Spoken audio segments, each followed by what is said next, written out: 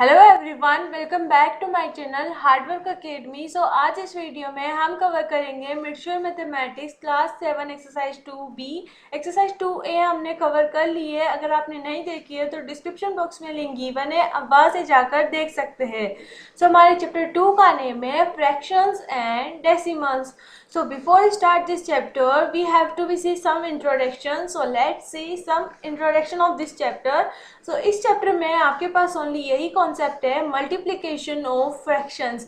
अगर आपको multiplication of fractions आता है तो आप ये क्वेश्चन कर सकते हो। जैसे कि आपका ये क्लास 6 में है तो यहाँ पर बिल्कुल छोटे से स्टार्ट होगा। तो स्टूडेंट्स यही से अगर आप समझोगे तो आगे जाकर 7th 8th क्लास में आपके पास जो बड़े मल्टीप्लाई आएंगे फ्रैक्शंस में, उनको करने में आपको बिल्कुल भी प्रॉब्लम नहीं होगी। सो इनको अच्छे से समझिएगा अभी। मल्टीप्लिकेशन ऑफ फ्रैक्शन में फॉर एग्जांपल मैं यहाँ पर आपको ओनली एक फ्रैक्शन बता देती हूँ, आगे सारे क्वेश्चन मल्टीप्लिकेशन ऑफ फ्रैक्शंस के ही है। जैसे कि आपके पास होगा 1/2 मल्टीप्लाई 6 होगा। ओके, सो फ्रैक्शन में कुछ नहीं होता, अभी इसको 6 से मल्टीप्लाई करना है 1/2 को। सो 6 के नीचे हम 1 मान लेते हैं और हमारा डिनोमिनेटर सेम 2 ही रहेगा यहाँ पर, और ऊपर वाला जो न्यूमरेटर है उसको ही हम मल्टीप्लाई करते हैं। सो 6 1 जाए 6/2 इसका आंसर होगा। सो ये हमारा डिवाइड करने पर 2 1 जा 2 2 3 जा 6। ओके, सो इसका आंसर आपके पास 3 हो जाएगा। सो अब हम हमारे आगे क्वेश्चंस पर चलते हैं, वहाँ पर आपको ये अच्छे से क्लियर हो जाएगा। जैसे कि हमारे पास क्वेश्चन नंबर 1 है 1/2 ऑफ 16। मतलब कि आपको यहाँ पर 1/2 को 16 से मल्टीप्लाई करना है। सो 1/2 मल्टीप्लाई 16, इसका आंसर आपको सेम ऐसे ही करना है 1/2 मल्टीप्लाई 16। सो 16 1 जा 16 अपॉन 2, देन 2 1 जा 2, ये कट हो जाएगा 2 1 जा 2 2 8 जा 16। अगर आपको कट करना नहीं आता तो 16 में 2 का डिवाइड कर लीजिएगा, आपका आंसर 8 आ जाएगा। इसी तरीके से हम बी वाला करेंगे। बी वाले में है हमारे पास 2/3 मल्टीप्लाई 12। सो 12 2 जा 24। सो 24 हम अपॉन 3 आ जाएगा। सो 24/3 को अगर हम सॉल्व करेंगे सो हमारे पास आंसर आ जाएगा 8। Okay, same as it is आपके पास सी वाला भी सॉल्व होगा। जैसे कि 3/4 मल्टीप्लाई 28 है। सो 328 को मल्टीप्लाई करेंगे तो 84/4 ऐसे कि ऐसे। नाउ अगर हम इसे सॉल्व करेंगे सो 4 1 जा 4 4 2 जा 8 एंड 4 1 जा 4। सो 21 हमारे पास आंसर आ जाएगा।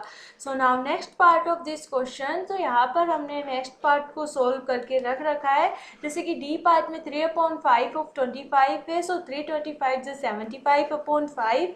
On solving we get answer 15। इसी तरीके से ई वाले में 49 4 जा 196/7। देन हमारे पास डिवाइड करने पर 28 आंसर आ जाएगा।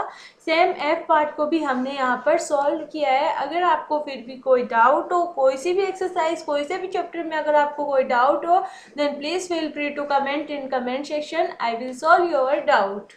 Now next question is question number 2 shade. आपको यहाँ पर जो ऑप्शन दिए गए ए बी सी, इन तीनों को सॉल्व करना है और शेड आउट करना है ये जो फिगर दिए गए इनको। जैसे कि ए पार्ट में आपके पास 1/3 of the triangle in box first. मतलब कि आपको यहाँ पर ट्रायंगल इन बॉक्स फर्स्ट कितने हैं सबसे पहले ये लिखना है। तो इसको आप सॉल्व किस तरीके से करेंगे वो मैं आपको बताती हूँ। इसमें थोड़ा बहुत स्टेटमेंट भी आपको लिखना होगा। सो यहाँ पर ए ऑप्शन को आपको इस तरीके से सॉल्व करना है। ट्रायंगल इन बॉक्स फर्स्ट 12, कितने ट्रायंगल है इसमें 12 ट्रायंगल से फर्स्ट बॉक्स में। सो 12 लिख दिए हमने यहाँ पर। सो इसका मतलब यहाँ पर सो होता है 3 डॉट्स का। 1/3 of the triangle in box first is equals to 1/3 को हम 12 से मल्टीप्लाई करेंगे। सो 12/3 इक्वल्स टू 4 हमारे पास आंसर आ जाएगा। तो यहीं पर आपको नहीं रुकना है, यहाँ पर ये जो डायग्राम है यहाँ पर फर्स्ट बॉक्स वाला ये डायग्राम बनाना है और इस डायग्राम में आपको 4 ट्रायंगल्स को शेड आउट करना है पेंसिल से। ओके, इस तरीके से 4 ट्रायंगल्स को आपको इसमें शेड आउट करना है, फिर आपका ये आंसर कंप्लीट हो जाएगा। सेम इसी तरीके से अब हम हमारा बी वाला पार्ट कर लेते हैं। बी पार्ट में भी हमने सेम एज इट इज़ किया है। सबसे पहले इसमें कितने बॉक्स है, इसमें टोटल 16 बॉक्स है। So square in box second is 16।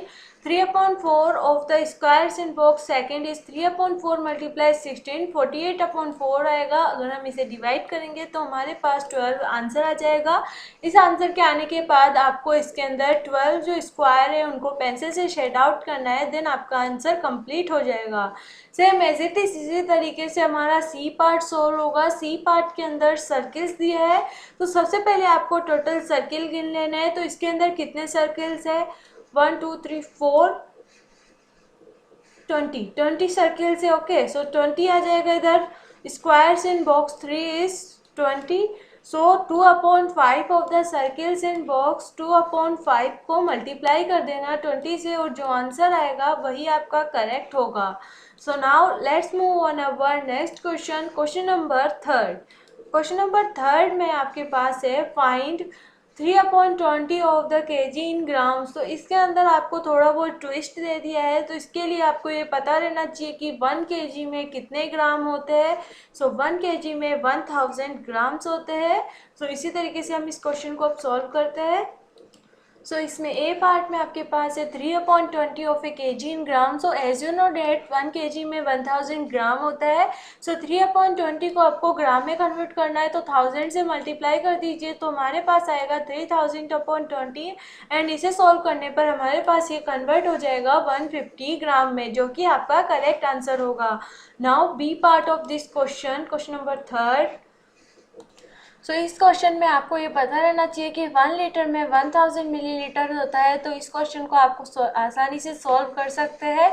So 1/5 of A litre in millilitre, 1 litre में 1000 मिलीलीटर होता है। सो 1/5 मल्टीप्लाई 1000, नाउ हम इसे सॉल्व करेंगे तो हमारे पास आंसर आ जाएगा 200 मिलीलीटर।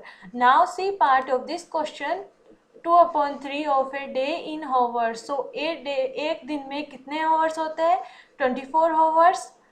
सो यहाँ पर हमने 2/3 को मल्टीप्लाई किया 24 से, सेम, तो हमारे पास आया 48/3। सो 16 हमारे पास टोटल आंसर आ जाएगा। ओके, ये स्टेटमेंट लिखकर साइड में आपको ये जरूर लिखना है, नहीं तो अगर आप ये नहीं लिखोगे तो आप बाद में रिवीजन करोगे तो आपको ही नहीं पता लगेगा कि ये 24 से मल्टीप्लाई क्यों किया है। तो इसलिए आप इसे जरूर लिखिएगा, देन आपको इस तरीके से ही आंसर करना है।